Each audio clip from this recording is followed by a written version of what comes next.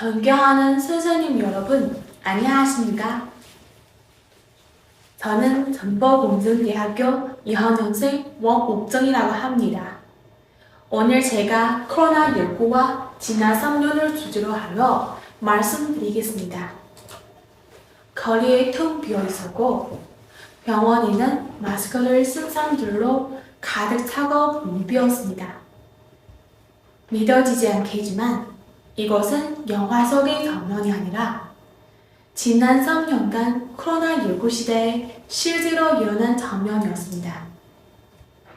지난 3년 동안 우리는 저리 없는 위기를 겪었지만 다행히 전국 인민들이 단합과 분투로 이 길고 추운 겨울을 넘게 되었습니다. 그럼 코로나 시대라고 하면 여러분의 머릿속에 먼저 떠오르는 키워드는 무엇일까요?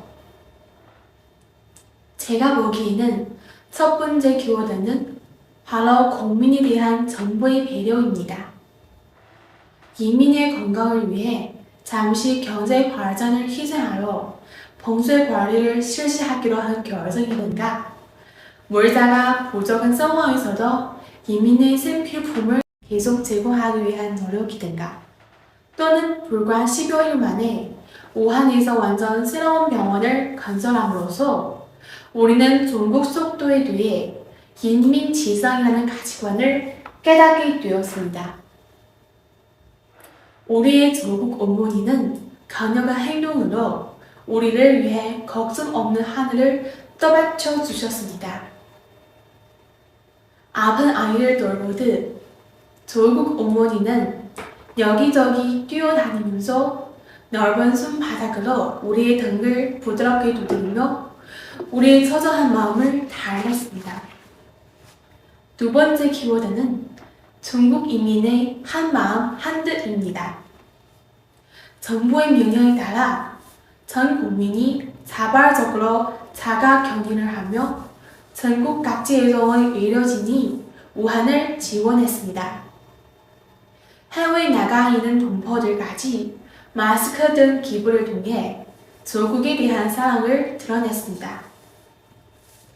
두려움으로 가득 찬 그 추운 겨울, 장진호 의사님은 사신으로부터 목숨을 구하기 위해 다리가 불편하심에도 불구하고 시간을 다투어 경주하고 있었습니다.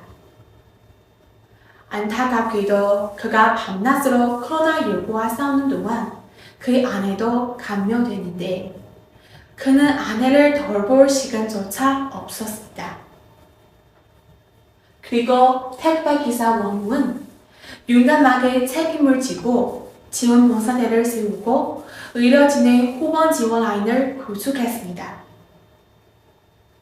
몰골 가리지 않고 나선 그들은 치열한 코로나 방어전에서 승리를 거두는 데에 힘을 보태고 있습니다. 중국 사람들은 함께 호흡하고 운명을 같이 하며 코로나 퇴치를 위해 자신의 이익을 희생하고 두려움 없는 정신으로 단계적 승리를 거두었습니다. 만약 누군가가 왜 중화민족은 온갖 어려움을 다 겪으면서도 여전히 우뚝 서 있느냐라고 묻는다면 한 마음으로 힘을 합치기 때문이라고 대답할 겁니다.